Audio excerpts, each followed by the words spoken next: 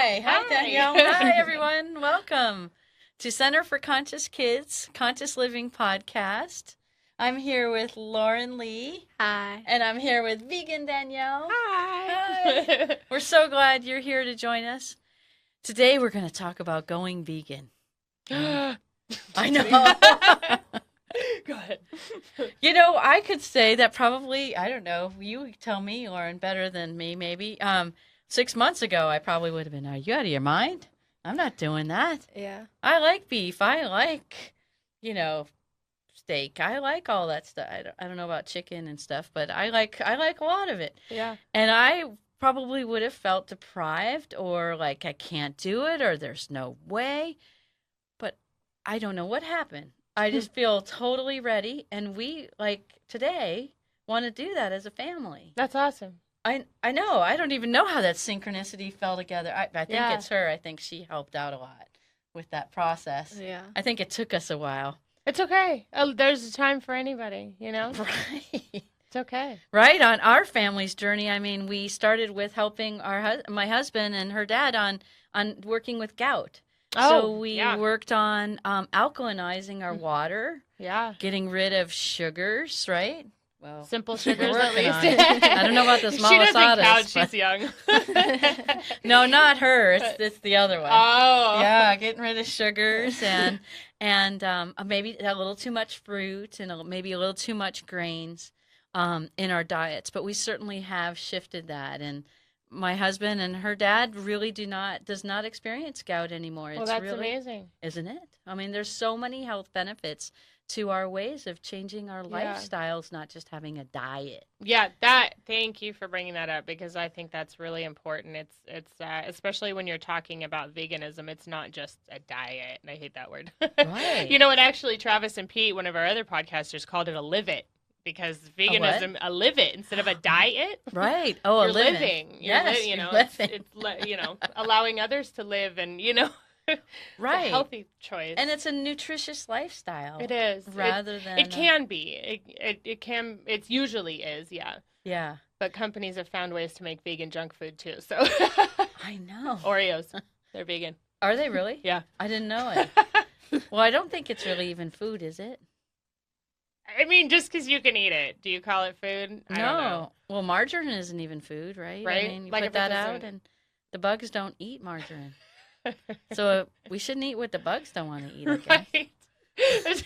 I'm going to quote that. If the bugs don't eat it, don't eat it. That's right. It's not real food. Or the varmints, whatever. Right. Yeah, that's a really bad sign. Yeah, if the possums give it up, I don't know. I wonder, do they eat Doritos? No, I'm just kidding. Right? It might be a little crunchy for them. So tell us about yourself. How did you get to be vegan, and how did you then move into this movement of really supporting people in their lifestyle choice changes? Yeah, so I did not grow up vegan like most children don't. Okay. I, however, always called myself an animal lover and I feel like I always had like a stronger connection with animals. Like if I even saw like a squirrel on the side of the road, I was like, oh my God, like I would just feel, that certain sort of pain. And I think it's just because I always kind of saw animals alike, whether, I grew up on a farm with chickens and a pig and a whole bunch of different animals, and we didn't eat them. We ate the chickens' eggs, but they were our pets. We literally raised them as pets. And so I feel like I grew really close to a lot of those animals. However, I was never vegan or vegetarian as a kid. So there was a huge disconnect, like I think there is with a lot of people when they say, oh, I love animals, as they're eating a steak. And it's like, wait a minute, most people don't see that, though. We're conditioned to call it steak or beef or not cow, Right. So I think that's how a lot of it started for me. And then later on, I've always been pretty healthy. Like I've never been more than a few pounds overweight. I've never, I was actually kind of on the opposite end of the spectrum. I went through some poor life choices and was underweight. And, thankfully that's something that I went through at a young age and I got over that. But since then I've always been pretty active and, eat what I thought was correct. And then, I guess it was just a couple years ago, well, I'll be vegan. I always say this when people ask me, they're like, how many years has it been? And I'm always like, oh, it's almost 3 years. It's really only been almost two. November will be two, so I'm still fairly new. And it was right before Thanksgiving. And I just remember I was walking through my kitchen and I was like, you know what? I don't want to eat animals anymore. And it was just kind of like, I hadn't even seen a documentary yet. I hadn't seen anything. It just kind of was like, why am I eating animals? And so, of course, it was right before Thanksgiving, which made it kind of difficult on anybody who I was going to be around. And I had already had a trip planned to go to Colorado to see my mom. And so, it was Right, like, made me think about that. I'm like, oh, holidays no way are would you- interesting sometimes, especially if you're with everybody that's not vegan. That's the only time I find it. I wouldn't say hard. It's challenging in a way that you become creative. Yeah. So I went out to Colorado and I kind of just went shopping for some fruits and veggies that time and was like, okay, I'll just eat this. And at the time I was still eating cheese and whatever, but I had decided that at least I wasn't going to eat animals anymore.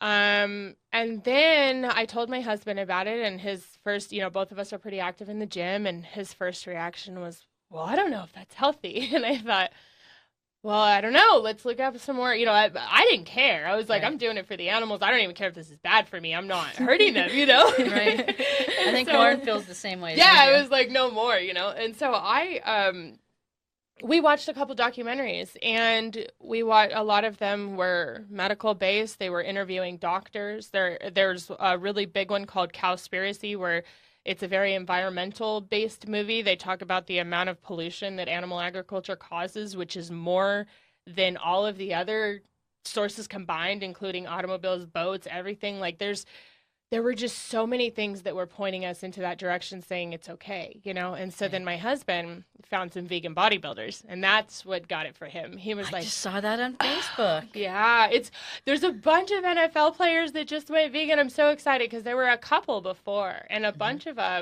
there's this brand new documentary that came out called What the Health, and it's super popular right Health? now. Yeah, like What the Hell. But That's it's cute. I literally just watched that, and then I've been going off of beef for like the past 6 months or so, Mhm. and then I stopped kind of eating pork as well, and fish. I don't know, for a long time because it was like my senior year in high school. So I began like telling people. I was kind of like thinking about it because the year before I'd gone duck hunting with Mhm. my uncles, and I didn't want to kill any of the ducks because I was like, if I'm gonna kill them like for hunting for sport, like, and they all eat them too. So I'm like, I'm not here long enough to cook them and eat them. And I'm Right. like, I don't think that's really fair for me to just kill it and then like not eat it, or like take it home. But then like they're probably not even gonna like mount it or anything or like make it like usable for them. So I was like, I don't think I should do that.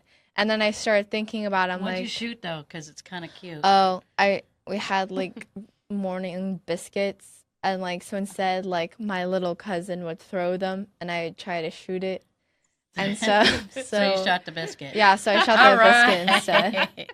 So there's But- even choices to hunting. Oh yeah.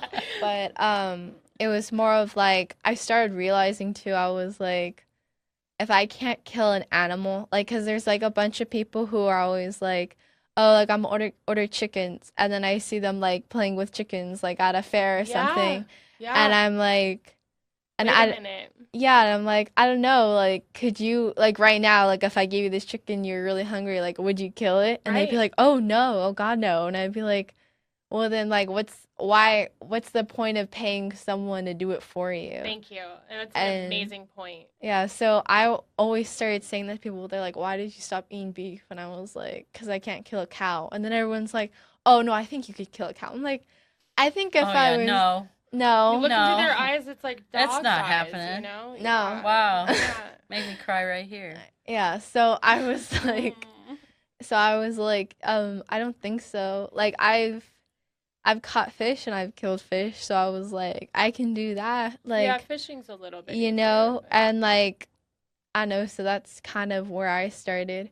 And my dad was so I stopped eating steak, and my dad's like, why are you stop eating steak? And I'm like, because I can't kill it. And I'm like, Yeah. he's like, well, you haven't even tried. I'm like, but But I ethically, know, but yeah. morally, like, I know I really like cows.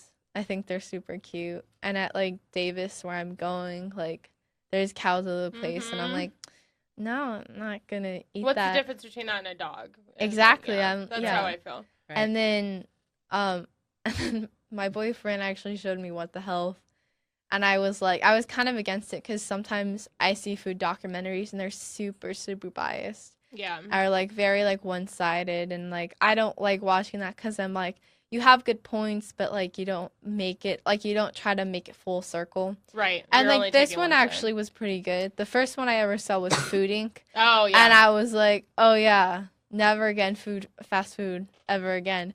And actually that was like in 7th grade with my English teacher. Oh She my actually gosh. showed, yeah, so yeah. There it is. What the hell? Yeah. So, and that kind of, I knew a lot about it, but they kind of connected the dots for me in a little bit of a better way.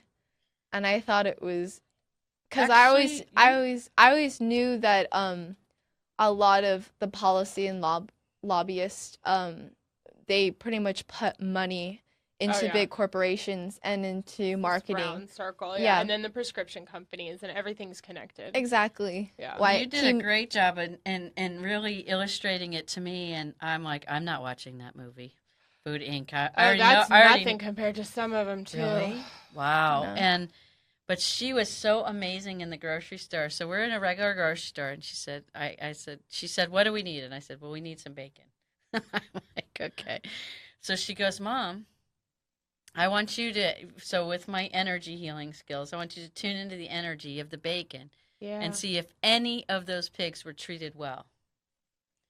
Nope. And I went organic and this and Doesn't hickory matter. smoked and whatever. There was not one. And I go, and that one, it was really bad.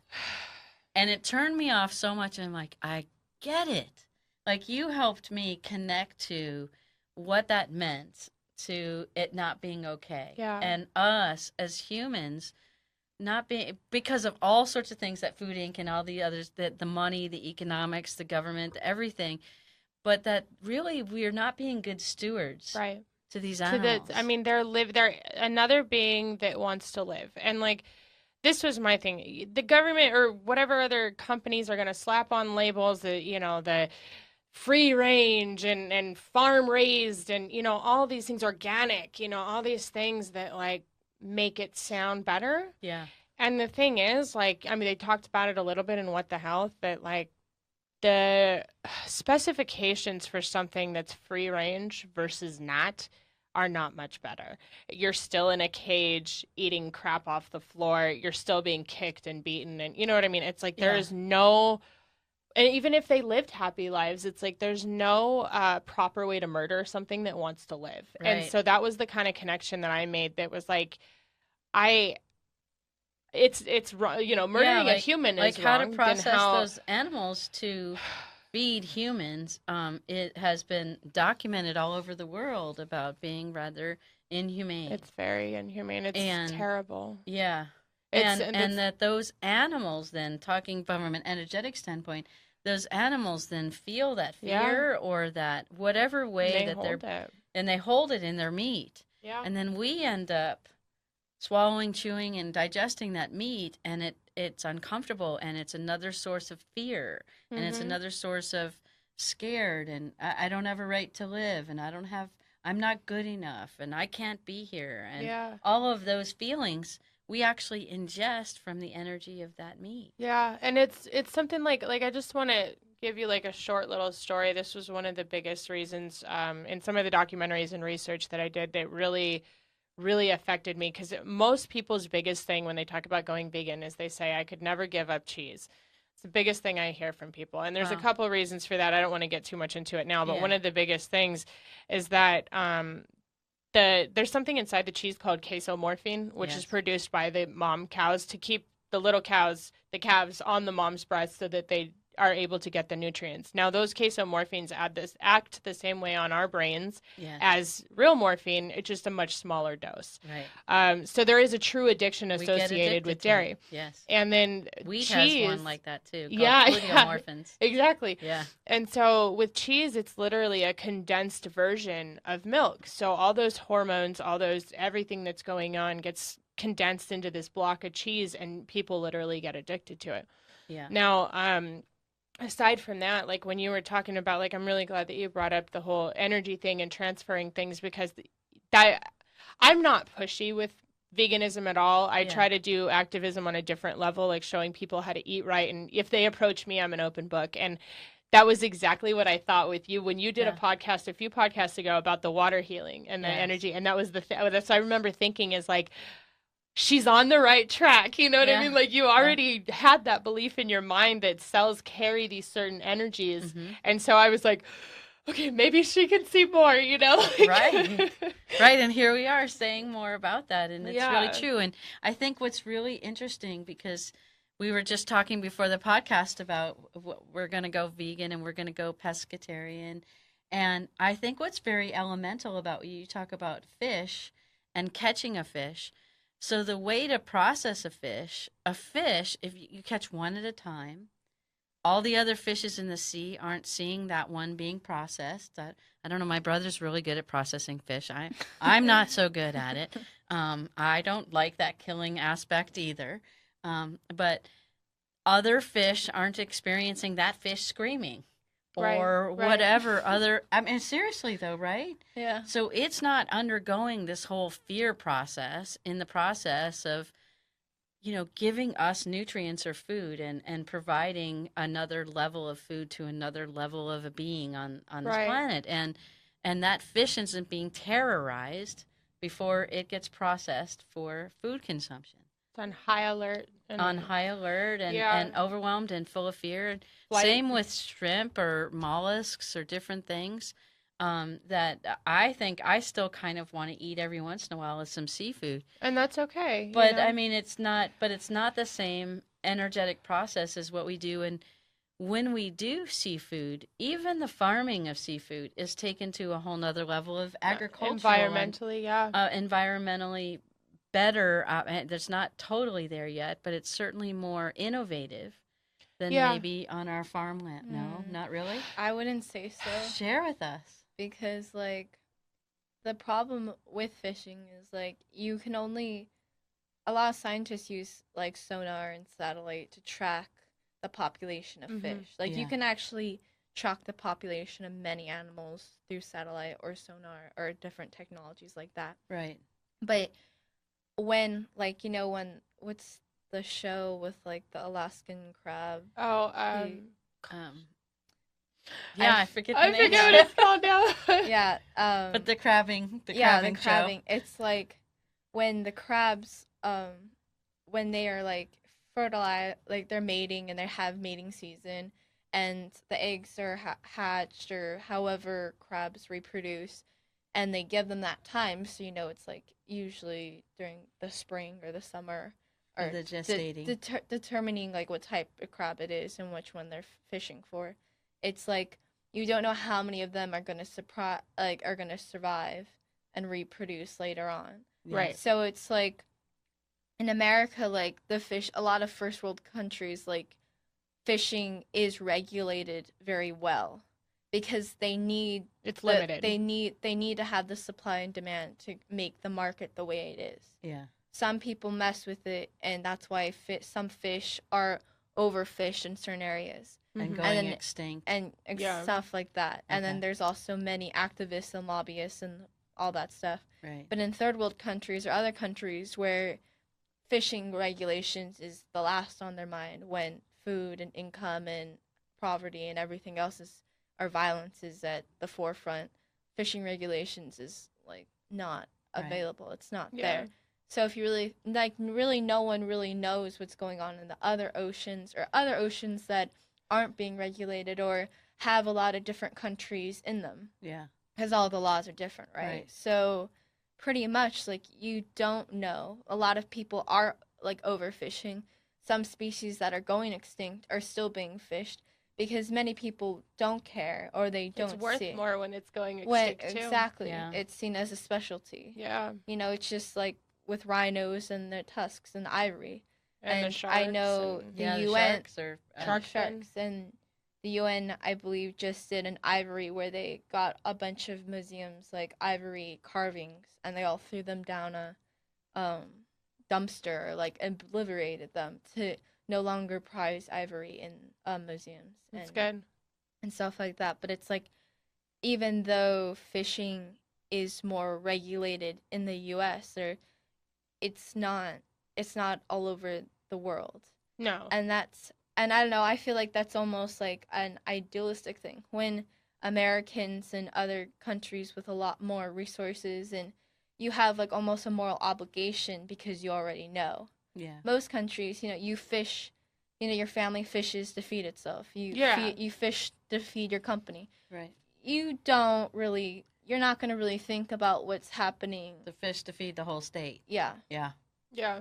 So it's Well, a America different. does so many things commercially too, large level, Yeah. and that's where a lot of the problems are. It's like I had somebody approach me the other day that was like, "Well, I'm a hunter, so you're probably gonna hate me," and I was like, "Actually, I have a lot more respect for hunters than most other industries. You know, it's like the if you're gonna go out and go kill a deer or an elk or whatever, and you're gonna use its body and you're gonna use its horns and you're gonna eat it and you're gonna feed people, and I'm not saying I would do it, but I have a lot more respect for that than like you see these factory farms and the pig will have babies and all these little piglets are just kicked around like they're footballs and they're Right. nobody cares about them, and that's in a good condition, Right. and then they're just fed. They're literally like they have these things called pig cages that it literally just surrounds their body. It's a wire cage. They can't stand up, they can't walk, they can't do anything. It's legal in the United States.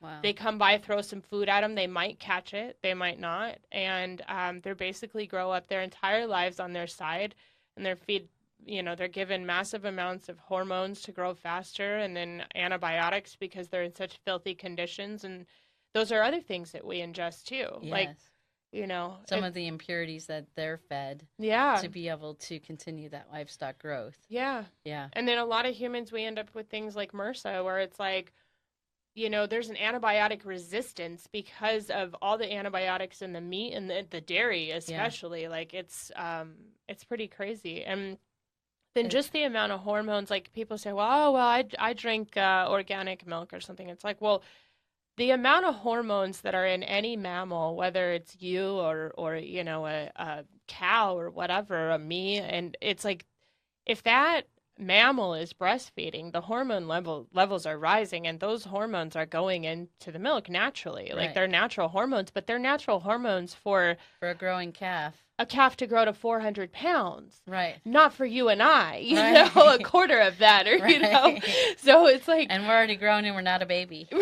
And that's the other thing, too, is that humans are the only species to drink another species' milk. We're the only species to drink milk after infancy. And it's just weird. It's like. Yeah. We've normalized it, but if you really think about it, it's like what she said earlier about like doing it yourself. All right, go milk that cow and drink it. You're not going to want it raw. It's quite different than what we see in the store. And it's like, they always have these dairy farm commercials with this cow in this pasture and some guys out there milking the cow. No, they're all hooked up to these terrible, electrical things, and they pump them all the time. And my biggest thing is like, how does a cow produce milk? Well, it has to be pregnant. It has to give birth. Well, if we're drinking the milk, where's the baby? And it's like half the time, like I've seen these videos of, these guys pulling away the baby cows at weeks old, and these cows are screaming for their moms and the moms are screaming for them. And for what? Like, it doesn't even give us any health benefits. It's a known carcinogenic. Like we have proven that through science. Right. We don't need the growth hormone. It doesn't do a body good. It's actually shown the opposite to decrease bone density. Right. And for me, I feel like even if it was good for me, I don't need it. You know what I mean? It comes with a price. Like it's not. Right. I don't know. And through very clever marketing and different avenues, we've grown to believe that that's the only way we can get calcium Yeah. and vitamin D and all this other stuff that was Yeah. totally artificially put in. Yeah, exactly. Vitamin It D wasn't even there was in the beginning. no. But then, so talking about that on the flip side, how do then so we understand where this transition and this consciousness or this Yeah. awareness came from. So how do then we do that now? What do you do with it In after you have 2017? Well, I wanted. Can I add Yeah, one please. thing? Okay, so like before we move on to like how to be vegan and like where to go, I think too like a good thing to add is that like I don't know about you per se, but like one of the other reasons why I kind of wanted to start going vegan or at least like like 100% pescatarian is just because like it's more of like we now go through life like without farming and hunting. Like men, it's usually those duties are being a farmer is given a duty to only a small amount of people or a farming community that does most of the food. And with technology, we're able to have surpluses and surpluses of food and resources for people that not many people have to be a farmer. You can be an engineer, you can be a nurse, you Yeah. can be a fashion designer, you can be everything in between. And you forget like that just because you're living society that you're not also part of that because you are affecting that. You are that. Just because you make a concrete city doesn't mean you're not still part of the earth. Yeah. And then a lot because it's so separated about because I feel like farmers and like people who actually work with fisheries and farms and every type of food industry, you have like almost a sort of as long as you're not in the manufacturing, but you're in the real like getting it out of the ground, getting out of the ocean, the wherever, you have a more connection to that and more respect of what the earth gives you. And at the same time, like a lot of people have never farmed, they never planted, they don't never maybe they made a garden, but when that garden goes dead, you just buy a new plant or Yeah. it's not really like, oh, there goes my entire meal for the next 3 months. Like there's no connection to that, and people forget that it's like animals. It's like if we were all with no clothes, no planet, like way back, even in the Middle Ages or even way back centuries, like if you were hungry, you would go and you go find it. And you would go do it, and you wouldn't cry on someone's doorstep. You wouldn't whine. You wouldn't give someone, a ring to be like, oh, go, or like money or cash or diamonds or People do whatever, it for you. and be like, oh, can you go kill that cow so I can go eat it? Like, no, you just do it yourself unless you're royalty, and that's how everything evolved, and like just civilization.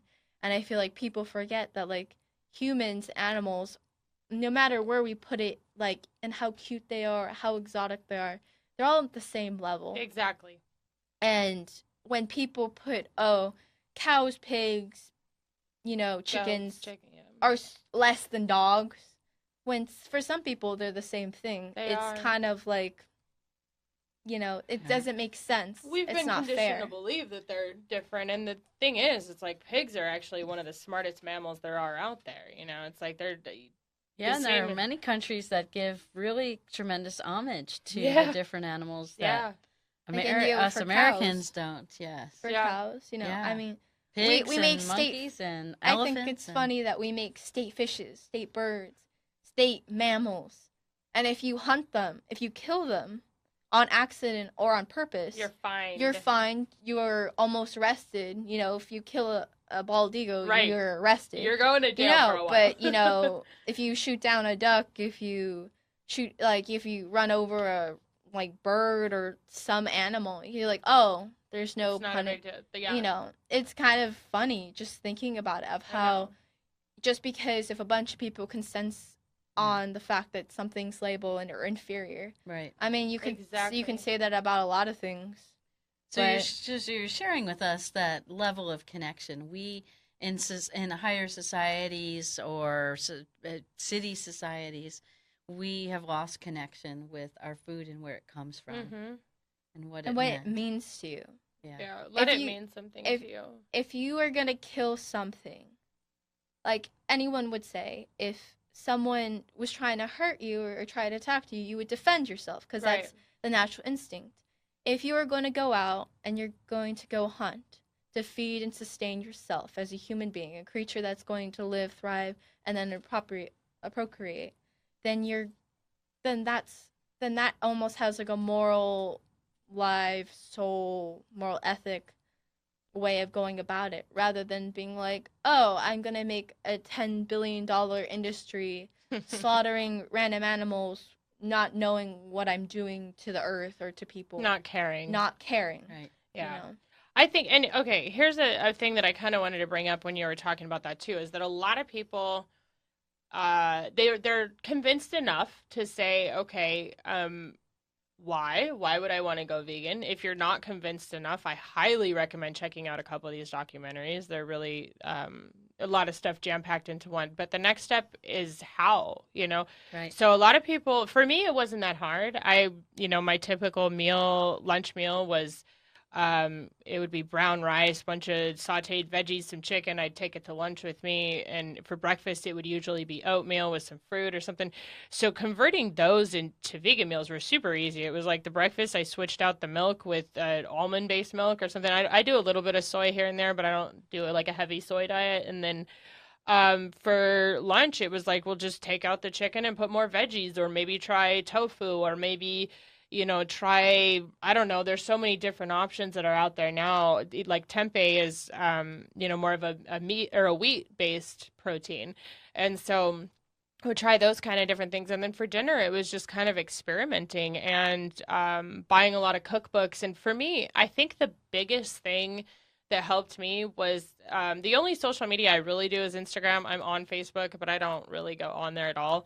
And I just started following. I would type in vegan in the search. And so anybody with vegan in their name, I was like, follow, just to try to get an idea of what people were talking about, how they were eating, where they were eating. And there's a really good resource on, if you go on PETA's website, they have an entire section of cookbooks. I actually bought a college cooking book for my little brother. He was curious and wanted to eat more vegan stuff. And so that's a really good, easy cookbook. It's like no funky ingredients. It's just, 5 or 10 things and really easy instructions for busy college students. Oh, that's really cool. Yeah, it's really cool. It's I found it on Amazon. It's only like $12 or something. Wow. Aside from that, their website alone is really good. There's for resources is like how to find vegan stuff, or like accidental vegan things, like we were talking about Oreos earlier. Like Oreos are vegan. The only thing I have against Oreos now is that they are made with palm oil, which is very destructive to our rainforest and the orangutans. But it's something for me that I'm like, okay, I don't eat Oreos very often at all, like maybe once every couple months. But here and there, it's like somebody has an Oreo, okay, I'll have one. I probably won't go buy them. But and then back on what we were talking about with the websites is, if you go, there's one called Happy Cow. I believe it's an app, but I believe their website is happycow.net. They actually have a vegan finder. So it's like a vegan restaurant finder. They'll list people, like the community can chip in on it, and they can suggest restaurants with vegan options that are wholly vegan, that are, fully vegan. They even have listed on their stores with good products. Trader Joe's and Sprouts are really good, especially Trader Joe's. They have a lot of vegan options. And now it's not hard, it's everywhere. And the recipes are amazing nowadays. I don't know, on Pinterest and all sorts of ways that you can go to do it. And here, especially produce, there's lots of convenient. And there's lots of variety. But even in areas where you don't have variety, it's really kind of neat. I mean, I went to a restaurant here in San Diego, and they served a cauliflower steak. Oh yeah. So I think they steamed it a little bit to get it soft. They had it just, it was, I don't know, about 1.5 inches thick, and it was braised or cooked in a very special way. And then what happened was they put special sauces on it. So they took other vegetable materials like eggplant or garbanzo beans or herbs are beautiful, and then utilizing other oils, coconut oil, macadamia nut oil, avocado oil, olive oil. Yeah. All of those different flavors, add in so many different flavors that it tastes meaty. It tastes nutritious. You feel full and satiated. And I think I wanted to make a point on that too, is that if you give someone a plain steak, and I don't even go raw, I'm just talking about cooked steak, no salt, no pepper, no spices. It's pretty bland, and not a lot of people love it. I mean, it's not bad, but it's Yeah. pretty bland. Or chicken breast with Yeah. nothing on it, Right. pretty plain. Right. Most meat ingredients are seasoned with plants, to make Right. them taste better. And so Right. the irony there, it's like when people talk about having a bland vegan, diet, it's like, wait a minute, you're seasoning your meat with my plants. So That's right. my diet's not very bland at all. That's right. And- I mean, look at meatloaf. It's got tomato sauce all over it. Even I'm just that, saying. yeah, exactly, everything. I haven't had that in a long time. I haven't either, right? But you can make vegan meatloaf. I know. I actually that just are made really one. quite amazing with all the heirloom grains that have come up. Yeah. Farro is farro, another yeah. grain, and quinoa, Uh-huh. and a lot of different other ones. And then using, even getting off some of the conventional grains, using Mhm. spaghetti squash and, Yeah. I don't know, moulining the zucchini and making spaghetti out of the zucchini. I've done that too. That's fun. And they're really easy. incredibly nutrient dense. Yeah.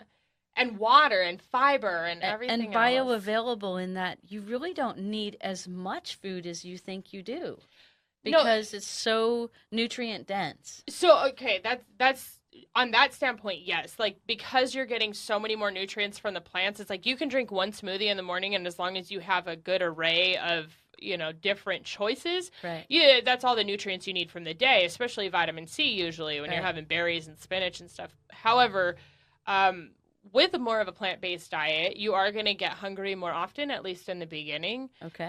There's To high. stabilize your blood sugar, right? That's a Indeed. big point too, yeah. And I know you got that doctor side, nurse side of everything. I'm like, yes, that's correct. You got the backup. But yeah, with the plants too, they're so high in fiber. There's no fiber in a chicken breast, and so fiber is, as you know, it's what Yeah. makes everything work. Your gastrointestinal system. Like, if you don't have fiber, you get really blocked up. Right. And so at first, a lot of people experience a little bit more softer stools and things Okay. happen in Yeah. their digestive system, Yeah. but everything ends up normalizing after some time. And for me, it's like, I mean, it's convenient working here, but when I like to eat little things all day. Like, Yeah. instead of having really big meals, dinner is really the only meal that I have a big one unless I go out. But Uh-huh. it's like I'll have like a little cup of oatmeal. Maybe a couple hours later I'll have a couple fruits. Maybe if I'm really wanting something extra, I'll get like a little peanut butter and jelly sandwich, or little Right. things like that. But I try to stick more to the raw foods, to the whole foods. It's really easy to eat processed vegan junk food, especially as a college student. You find out certain things like Doritos. Some Doritos are vegan, and so, stuff like that. It's like, well, if you're just doing it for the animals, go ahead and eat it. But if you're trying to do it for your health too, Right. maybe grab some apples, or Can have some I different had choices. I had a lot of friends in high school they were vegan because they were animal lovers, and they're like, I'm not killing animals. yeah. But they would eat everything under the sun. Like, it's like there's a lot of junk food that is vegan. Like, there is like, oh, like my friend who's vegetarian, she just eat pasta and pasta and like And more pasta. and pizza and just like everything under the sun that was just junk food, or gummy bears and gummy worms and like that were vegan, but Right. it was just junk food. It wasn't really healthy. It's not nutritious. Yeah, it's not nutritious. Like, And that's okay Yeah. sometimes, it's like, or all the time, if that's not your goal, it's Yeah. like, go ahead. But, a lot of people realize that it's a lot easier to be slender when you're going vegan. And it's like, yeah, if you stick to the whole foods, and that's one of the biggest things is like whole food, plant-based diet, like apples and oranges and, kale, that's a big Right. vegan thing, but it's just like all kinds of non-processed, don't get all that extra stuff added into it. I think it's like what our bodies so are let's meant talk to. about green leafy vegetables for just a minute, because Cruciferous. I love green leafy vegetables, but many people don't, and many people share that it's really bitter. So how do you work with that bitterness to support people in having their if you're not a fan, like a lot of people will hide them in a smoothie. Like for example, like almost anything, like say you're taking spinach and you don't really, or kale, kale is even stronger, and you're trying to hide kind of that green leafy Earthy. chlorophyll Yeah. flavor. Yeah. You know, if you add a banana to a smoothie, that almost always sweetens everything up. If you don't like bananas, I don't care for bananas. I'll do a couple green apples. And, you know, you can add more natural sugars, like there's Okay. coconut sugar or something out Mm-hmm. there. I used to always do that in the beginning because I was Uh-huh. like, when I first went vegan, I'm like, ugh, I can't, I need something sweet. And so I would put like my typical smoothie was some leafy greens, some berries, strawberries, blackberries, whatever. I didn't really care for bananas, and so I would throw in a little bit of coconut sugar so it was a Okay. little bit sweeter. Right. Now I'll do the banana because it's got obviously a lot more benefits than Yeah. just sugar. And then I think that's probably my biggest greens meal. Okay. My other meals usually don't have a ton of greens. They're usually uh more fruit based, and then for lunch anyways, and then dinner is usually kind of a mixture. I'll do a lot of times it's easy and quick for me to just jump to a stir fry or like Right. maybe a burrito or some sort of wrap. And so those always either have like spinach or broccoli or, you know, Yeah. something green in there. Yeah, well, I mean, we're a family growing up on collard greens and mustard greens and Yeah. kale and spinach. And what we do is we can saute it in an oil, so coconut oil or olive oil, and then mix it in with some pine nuts or Oh some other yeah. nuts. That's And good. it really, the oil and even sometimes in mustard greens, we'll put maybe just a little sprinkle of vinegar. And a lot of times those different elements will restructure how that tastes so it's not so bitter Yeah. and Yeah. really, really good and It healthy for you. complements it. Yeah. Yeah, I find that really interesting too. And I think, you know, being vegan has really allowed me to experiment, you know, you get into the kitchen, you try to, you know, maybe you don't have a cookbook in front of you and you just got a fridge full of stuff and you try to figure out what to do. And it's Right. like, I mean, I've made some mistakes, but there's been some pretty good stuff that's come out of it too. Yeah, what have you And created? so this, I mean, this wasn't completely my idea. Somebody had suggested it before, but cashews make an amazing vegan cheesecake. Wow. So if you boil them, or a lot of Mhm. people don't like boiling them because there's a whole theory behind eating fully raw and not. I'm not fully raw. But it's a whole nother level. It's hard to do, but you can either boil cashews or you can soak them overnight. It breaks down some of the structure in the cashews. Those oxalates. Um, Yeah. exactly. So then you can throw them into a Vitamix or a high speed blender, and it literally turns into this like creamy, very cheesecake like. They're even very sweet once you boil them and Wow. grind them up. It's really interesting, and you just puree them really. Wow. And what I'll do is a lot of graham crackers, like the Honey Maid or whatever, are not vegan because there's honey. However, I think it's Barbara's is the name of the brand. They sell them at Sprouts. They're little. They don't say vegan on the box, but if you read the back, they're vegan. They're like these little, like not teddy bears, but animal grams. I think Okay. they're called Snackimals or something. Okay. So I'll crush those up and put them in a little cupcake pan and then fill it up with the cashew cream. And it's, you can add, you know, stuff to it if you want. My last one, I did like an acai type. I used a dehydrated acai powder and mixed them in. Wow. And you throw them in the freezer for an hour and, you know, they'll freeze up and they'll stay sort of hard in the fridge, but I like them in the freezer because it's just like you take them out, let them defrost a little bit, and it's just like this tastes like cheesecake. It's pretty amazing. Wow. So that's yeah, that's like little things like that where you learn, oh my gosh, like some I've fed some of these to my friends who didn't know that they were vegan, and they're like, you tell them after, they're like, no way. I'm like, that's the feeling I like. You know, that's the Yeah. response I like to get. we had a friend make a raw mousse Okay. from avocado and cacao, Oh yeah. and it tasted exactly like the cooked mousse, you know, that you would have that has milk Has in dairy, yeah. it. And it was so wild. I was like, this has to have dairy in it. And they're like, no, it has no dairy in it. Avocados. I just found that out like last year, like avocado brownies. It sounds so weird, but they I've had that blend. before. You have? Yeah. It's Wow. amazing. They have so much. They're such a high fat omega-3, you know, source that they're really good with. It's amazing. Yeah. I They're was a like, lot, holy they're moly. used a lot for like a substitute for Mhm. eggs and stuff. Yeah, Yeah. and 'Cause it flax has that seeds are a good one emulsifying too. effect? Well, because it's also like really oily. And It's more the binding? fat, yeah. Yeah. For the binding effect, flax seeds or chia seeds are really good. It's like a tablespoon of flax is equal to an egg, I believe, when you're baking. Wow. And that's what I found. Like, if you go online and you just look up, egg substitutes for vegan or vegan egg substitutes, like there's like 14 different ones you can choose from. But my favorite is chia. Okay. They literally get the gel around them and you mix them in some liquid and they're Okay. just like an egg, goopy. Well, share with me how honey is not vegan. That's an interesting question. Okay, so honey is kind of it's definitely more on the environmental and the animal side than the Okay. health. There's not a whole lot that I've seen proven on the health side, but this is my understanding of it. That there's one big thing is that a lot of the queen bees that are producing the honey, if they're in a big farm, they often have their wings clipped so they can't fly away because Oh. otherwise they could make the honey somewhere else. And so that's one thing. Another So thing, our production management of it is not very environmentally sound. it's about the money, and whenever money gets involved, people's other thoughts start going out the window. So that's Okay. one of the big things. And another thing is that bees produce honey. The whole point of honey is a really calorically rich, thing that allows them to survive through the winter months without going outside. So if we steal that, that's their food, and Yeah. they die. A lot of them die. And bees are very important. I mean, they're the only reason the world goes round. Without bees, we'd die.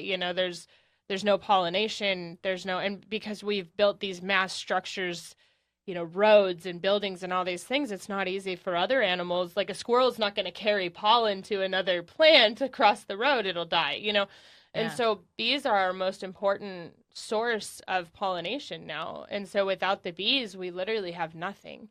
And so it's that's one of the biggest things. And for Wow. me, it's like if I go out with people that aren't vegan and they don't, we go to a restaurant that doesn't have any vegan options and like, the only thing that's in there is honey that's not vegan. Okay, it's like one of those things that I try not to compromise on ever. And usually I don't have to because there's choices everywhere. But if they like, oh, I got a salad and the only dressing they have is, has a little bit of honey in it. I'm like, all right, fine. I'll do it. But it's just like I feel like Yeah. living vegan to me is more of just living consciously, An awareness, right? A Yeah, consciousness about exactly. it. And that's why I felt that it was so fitting for you when we first Yeah. talked, because it's like, just if you want to make your own decisions and you decide, you know what, today I want to eat fish or today I'm going to do this, cool.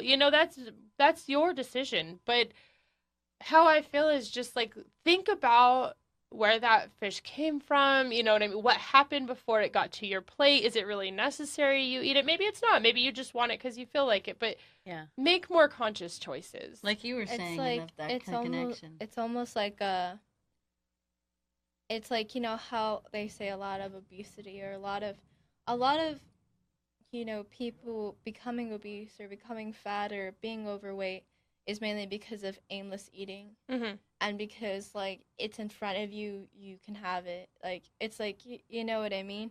Yeah. And I think there's almost like I have a problem like as a teenager and like growing up and like with other kids like like you're really little and you have no idea and like so you pick up a lollipop because like oh it it's tastes sweet. good. Yeah. It tastes good. Like you don't or like you run across the street and you really don't really realize that you could get hit by a car and die. Like your conscious development and your cognitive development isn't to where it is. Right.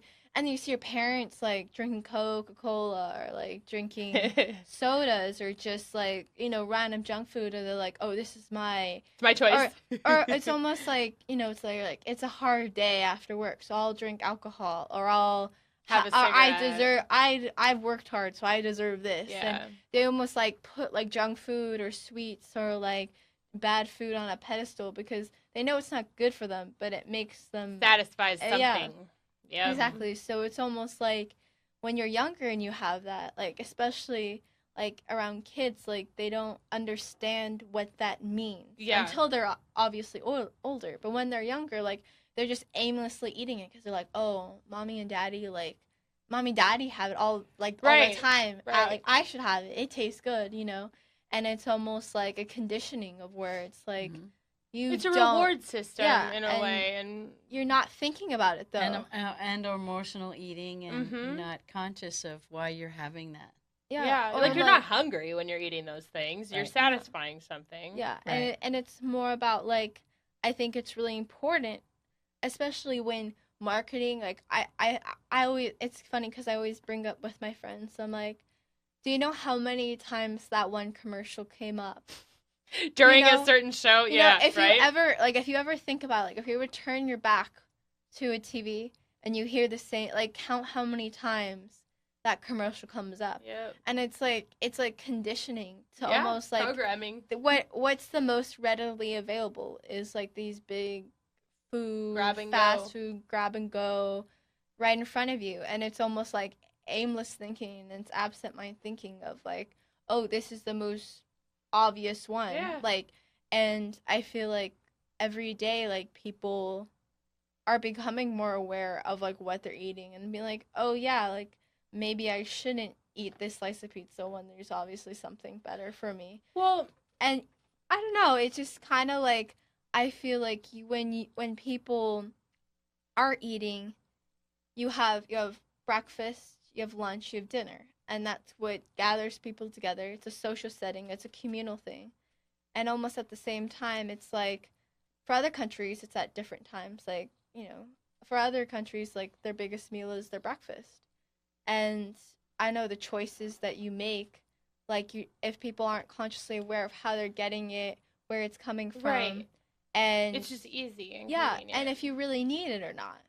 Well, and that's the thing Yeah. too. I mean, like I said earlier, there is tons of vegan junk food out there, but I mean, that's a whole nother topic too. Is like you don't need. There are no nutrients in. Let's use Oreos for an example. There's no nutrient in an Oreo. Like you don't need that. Nobody ever needs an Oreo, but it tastes good. It's some convenient. chocolate and some sugar, right? Which a lot of people like, including me. I love chocolate. Thankfully, there Right, are but tons we of have all vegan those other options. choices like that avocado cacao right? mousse, and I'll tell you, it's way better than an Well, I Oreo mean, cookie. Yeah, like you're eating chocolate in its raw form mixed It's with really a vegetable delicious. or a fruit, technically. Yeah. But It's amazing. And so what we're saying here is it's actually probably easier, and it's not as hard as we may think yeah, to make those transitions, I and agree. knowing that we can live healthy, happy lives, feeling full and satiated, and not harming anybody. and not harming anybody or our environment. Yeah. And really then moving into a whole level of eating and providing nutrients with a conscious knowledge or effort or thinking about what's on our plate and why is it here and what would we like from it and what are we to gain from doing that. Yeah. And questioning where your food is coming from. Yeah. And how it's being treated. And that's really a big thing change too. and shift Yeah. the world. It really does. Because, you can pick up anything at a supermarket and just go on your merry way, but it's more of like, as a consumer, like as a producer or people who provide the food, they need to be responsible for how they're providing the food, how it's getting there, and how it's being made. But as a consumer, like, it's not a one-way street. I don't like it when people are like, build big businesses, big companies should be taking responsibility. It's like, but also, well, they're taking advantage of you because as a consumer, you're not doing your job either. Yeah. You're not questioning it. I mean, come on, look, if you look at Kellogg's, like, they just went, did you see their whole campaign on going gluten-free? They went on a whole thing on going gluten-free. And why was that? It was because every mother in America was demanding that their child needed to be on. So no more Cheerios? No, the Cheerios is gluten-free now. They're I mean, the wheat was like so it's not made supposed with to wheat be. anymore? We'll see. It's we'll a fad see. right now. But the thing, Right. I mean, it's like, it's just, it's marketing, and it's how you question your marketing.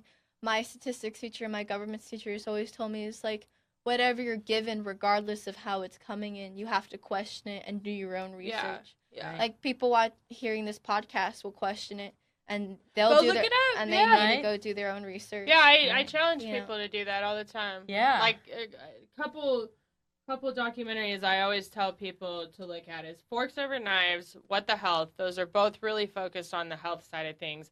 Cowspiracy is huge on the environmental, and Earthlings is huge on the animals. Earthlings is Wow. a really hard one to watch, but if you're willing to eat it, you should know where it came from. Will you give some of those links in the comment box Of underneath course, our of course, we'll do live? that. Yeah, That we'll do would be that. great. And we wanted to ask one other question because I know I sense from a parental standpoint about how to send my college student off to college, being in the dorms and having a meal plan.